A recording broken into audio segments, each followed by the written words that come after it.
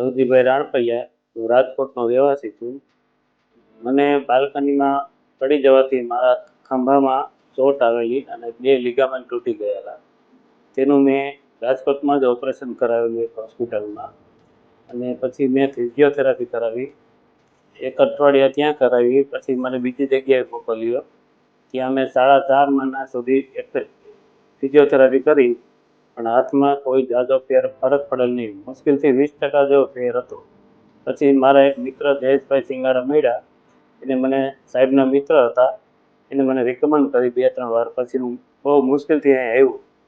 મને થોડુંક ચાર્જ વધારે લાગતો હતો એટલે આવવા માટે ખીચકાતો હતો હું. પણ અહીં આવ્યો, સાહેબે મને એમ કીધું કે તમારે 15 થી 20 દિવસ ઓછામાં ઓછા લાગશે, આ મટી જશે એની ગેરંટી હું દઉં છું. તો મેં ટ્રીટમેન્ટ ચાલુ કરી. મને ચોથા દિવસે જ ફૂલ ફરક પડવા માંડ્યો. ઓછામાં ઓછું 30-40% જેવો ફેર પડ્યો. પછી મારે 10 દિવસ થયા તો મને બહુ મેળ આવી ગયો.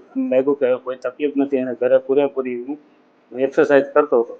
તો પછી મને 3 થી 4 દિવસ, ટોટલ 14 દિવસમાં મને હાથમાં એમ ન લાગ્યું કે મેં ઓપરેશન કરાવ્યું હતું અને બધું મને વ્યવસ્થિત સારું થઈ ગયું ને કામ પણ થોડુંક કરવા મૂક્યું. પછી મને પાછો એ જ તકલીફ પછી ઘૂંટણમાં હતી. એ બહુ જૂનો 7 વર્ષ મારો દુખાવો હતો.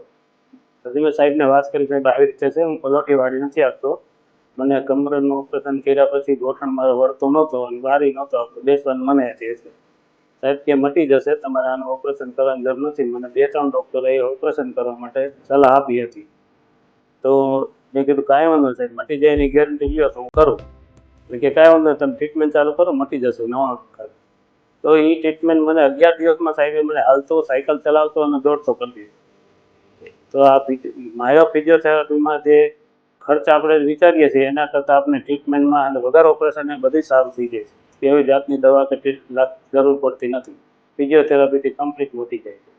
હું અનિલભાઈ મહેદરિયા, આ માયોકેરમાં ટ્રીટમેન્ટ લીધી અને સારું થઈ ગયું છે. કમરનો દુખાવો હતો અને અત્યારે બિલકુલ છે નહીં અને 14 ટ્રીટમેન્ટમાં સરસ થઈ ગયું છે.